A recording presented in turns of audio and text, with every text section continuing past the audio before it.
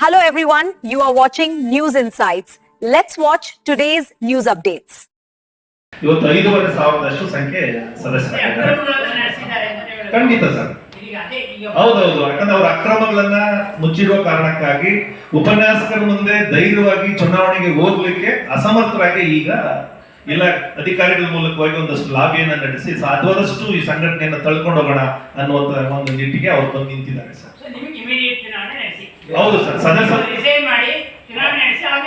ಅವರ ನಾಯಕರನ್ನ ಆಯ್ಕೆ ಮಾಡ್ಕೊಳ್ತಾರೋ ಅವರು ಇವರ ಎಲ್ಲ ಅವ್ಯವಹಾರಗಳನ್ನ ಕುರಿತು ತನಿಖೆಗೆ ಒಳಪಡಿಸಲಿ ಅನ್ನುವಂಥದ್ದೇ ನಮ್ಮ ಆಶಯ.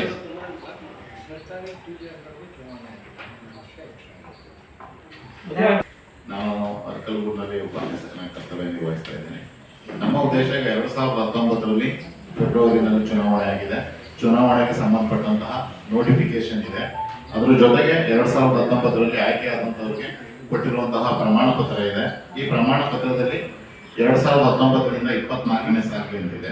ಆದರೆ ಮಾನ್ಯ ನಿಂಗೇಗೌಡರು ಹೊಸ ನೋಟಿಫಿಕೇಶನ್ ಮಾಡಿ ಮತ್ತೆ BR ಅವರೇ ಕೊಟ್ಟಿರುವಂತಹ ಪ್ರಮಾಣ ಪತ್ರದಲ್ಲಿ ಹೊಸ ನಕಲಿ ಪ್ರಮಾಣ ಪತ್ರವನ್ನು ಸೃಷ್ಟಿಸಿ ಇದರಲ್ಲಿ ಅವಧಿ 2020ರಿಂದ 25ರವರೆಗೆ ಅಂತ ಹೇಳಿ ಪ್ರಮಾಣ ಪತ್ರವನ್ನು ಸೃಷ್ಟಿ ಮಾಡಿದ್ದಾರೆ.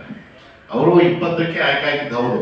ಮೊದಲ 1 ವರ್ಷ ತಿಮ್ಮಯ್ಯ ಪುರ್ಲೆ ಅವರು ಅಧ್ಯಕ್ಷರಾಗಿದ್ರು. ಅವರ ಕಾರಣಾಂತರದ ರಾಜೀನಾಮೆಯಿಂದ 20ಕ್ಕೆ ಅವರು ಅಧ್ಯಕ್ಷರಾದರು ಕೋಆಪ್ ಮುಖಾಂತರ. 20ರಿಂದ ಅವಧಿ 24ಕ್ಕೆ ಅವರ ಅವಧಿ ಇದೆ. ಆದ್ರೆ ಇವರು ಇಲ್ಲಿ ಏನ್ ಮಾಡ್ತಾರೆ, ಈ ಪ್ರಮಾಣ ಪತ್ರದಲ್ಲಿ 20ಕ್ಕೆ 29 ಫೆಬ್ರವರಿ 20ರಲ್ಲಿ ಚುನಾವಣೆ ನಡೆದಿದೆ. ಅದು ಕರೋನಾ ಅಂತ ಕಾಲದಲ್ಲಿ 2020 ಫೆಬ್ರವರಿ 29 ಕರೋನಾ ಅಂತ ಕಾಲದಲ್ಲಿ ನಾವು ಚುನಾವಣೆ ಮಾಡಿ ರಾಜ್ಯಾಧ್ಯಕ್ಷರಾಗಿ ಅದಕ್ಕಿದೆ ಅನ್ನೋಂತಹ ನಕಲಿ ಪ್ರಮಾಣ ಪತ್ರವನ್ನು ಸಲ್ಲಿಸಿದ್ದಾರೆ. ಹಾಗೇನೆ ನಕಲಿ ನೋಟಿಫಿಕೇಶನ್ ಸಹ ಸಲ್ಲಿಸಿದ್ದಾರೆ. ಇವೆಲ್ಲವನ್ನೂ ಸಹ ನಾವು ಮಲ್ಲೇಶ್ವರದಲ್ಲಿರುವಂತಹ ಉಪನಿಬಂಧಕರಿಗೆ ಎಲ್ಲವನ್ನೂ ಸಹ ದಾಖಲೆಗಳನ್ನ ಕೊಟ್ಟಿದ್ದೀವಿ. ಅವರಿಂದನೇ ಸರ್ಟಿಫಿಕೇಟ್ ಕಾಪಿ ಸಹ ತಗೊಂಡಿದ್ದೀವಿ. ಆದರೂ ಸಹ ನಮ್ಮ ಪ್ರಭಾವವನ್ನು ಬಳಸಿ ಅವರು ನವೆಂಬರ್ 2024ರಲ್ಲಿ ರಾಯಚೂರಿನಲ್ಲಿ ಏನೋ ಜನರಲ್ ಬಾಡಿಯನ್ನು ಮಾಡಿ ಬೈಲಾ ತಿದ್ದುಪಡಿಯಂತಹ ನಿಯಮವನ್ನು ಹೇಗಿತ್ತು ಅಂದ್ರೆ ತಾಲೂಕು ಸಂಘದ ಚುನಾವಣೆ, ಆನಂತರ ರಾಜ್ಯ ಸಂಘ ಜಿಲ್ಲಾ ಸಂಘದ ಚುನಾವಣೆ, ಜಿಲ್ಲಾ ಸಂಘದವರಿಂದ ರಾಜ್ಯದ ಪದಾಧಿಕಾರಿಗಳ ಆಯ್ಕೆ ಇತ್ತು.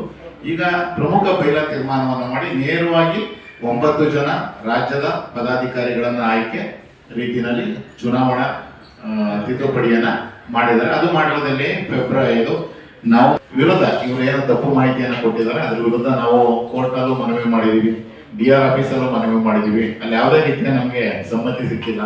ನಮ್ಮ ಹೋರಾಟ ಇರೋದು ಈ ತಪ್ಪು ಮಾಹಿತಿಯ ಬಗ್ಗೆ, ಸುಳ್ಳು ಮಾಹಿತಿ, ತಿದ್ದಿರುವಂತಹ ಮಾಹಿತಿಯ ಬಗ್ಗೆ ಹೊರತು ಯಾವುದೇ ರೀತಿಯ ಉಪನ್ಯಾಸಕರ ಸಂಘದ ವಿರುದ್ಧ ಅಲ್ಲ. ನಾವು 18 ದಿವಸ ಒಂದು ಹೋರಾಟವನ್ನು ಮಾಡಿ ಪೇ ಕಮಿಷನ್ ಅಲ್ಲಿ ನಮ್ಗೆ 2 ಇನ್ಕ್ರಿಮೆಂಟ್ ತಗೊಳ್ಳುವಾಗ ನಾವು ಅವಿರತವಾಗಿ ಹೋರಾಟ ಮಾಡಿದೀವಿ. ನಮ್ಮ ಸಂಘ ಎಲ್ಲ ರೀತಿ ಸಹಕಾರವನ್ನ ಲೆಟರ್ ಹೆಡ್ ಅದರಲ್ಲಿರುವಂತಹ ಎಲ್ಲರೂ ನಿವೃತ್ತರಾಗಿದ್ದಾರೆ. ಮಾಲಿ ಪಾಟೀಲ್ ಏನು ಕಾರ್ಯದರ್ಶಿ ಇದ್ದಾರೆ ಅವರು ನಿವೃತ್ತರಾಗಿದ್ದಾರೆ. ಖಜಾಂಚಿ ಜಯಣ್ಣ ಏನಿದ್ದಾರೆ ಅವರು ನಿವೃತ್ತರಾಗಿದ್ದಾರೆ. ಇವರು ಒಬ್ಬರೇ ಅಧ್ಯಕ್ಷರು ಮಾತ್ರ ಅಲ್ಲಿ. ಈಗ ಯುವಕರಿದ್ದಾರೆ, ಉತ್ಸಾಹಿಗಳಿದ್ದಾರೆ. ಒಂದು ಬದಲಾವಣೆ ತಂದು ನಮ್ಮ ಉಪನ್ಯಾಸಕರ ಸಂಘದ ಸಮಸ್ಯೆ ಕಾಲಹರಣ ಮಾಡ್ತಾ ಇದ್ದಾರೆ. ಹಾಗಾಗಿ ತಕ್ಷಣ ನಮ್ಮ ಎಲ್ಲ ಉಪನ್ಯಾಸಕರಿಗೆ ಸದಸ್ಯತ್ವಕ್ಕೆ ಅವಕಾಶವನ್ನು ಮಾಡಿಕೊಡ್ಬೇಕು, ಮತ್ತೆ ಚುನಾವಣೆಯನ್ನು ನಡೆಸಬೇಕು. ಇದ್ರ ಬಗ್ಗೆ ನಮ್ಮ ಈ ಪತ್ರಿಕಾಗೋಷ್ಠಿ ಇರೋಂಥದ್ದು ಯಾವುದೇ ರೀತಿಯಲ್ಲಿ ಉಪನ್ಯಾಸಕರ ಸಂಘದ ವಿರುದ್ಧ ಅಲ್ಲ. ಸಂಘದಲ್ಲಿರುವಂತಹ ಏನು ಹಂಗಾಮಿ ಅಧ್ಯಕ್ಷರಿದ್ದಾರೆ ಅವರು ಮಾಡ್ತಿರುವಂತಹ ಈ ಅಕ್ರಮಗಳ ಬಗ್ಗೆ ನಾವು ಈ ಪತ್ರಿಕಾಗೋಷ್ಠಿನಲ್ಲಿ ತಮ್ಮ ಗಮನಕ್ಕೆ ಇದರ ಮುಖಾಂತರ ಇಡೀ ರಾಜ್ಯ ಶಾಸಕರ ಭವನದಲ್ಲಿ 4 ಶಾಸಕರೇ 2019ರಲ್ಲಿ ಶಾಸಕರ ಎಲ್ಲರಿಗೂ ಕೂಡ ಏನು ಪದಗ್ರಹಣ ಸಂದರ್ಭದಲ್ಲಿ ಪ್ರಮಾಣ ಪತ್ರ ಕೊಟ್ಟಿರ್ತಕ್ಕಂಥದ್ದು ಪತ್ರಿಕೆಗಳಲ್ಲಿ ಬಂದಿರುವಂತ ಸುದ್ದಿ ಸರ್. ಮತ್ತೆ ಡೇಟ್ ಇಲ್ಲೇ ಇದೆ ನೋಡಿ, 24/2/2019 ಡೇಟ್ ಕೂಡ ಶಾಸಕರ ಭವನದಲ್ಲಿ ನಡೆದಿರುವಂತ ಕಾರ್ಯಕ್ರಮ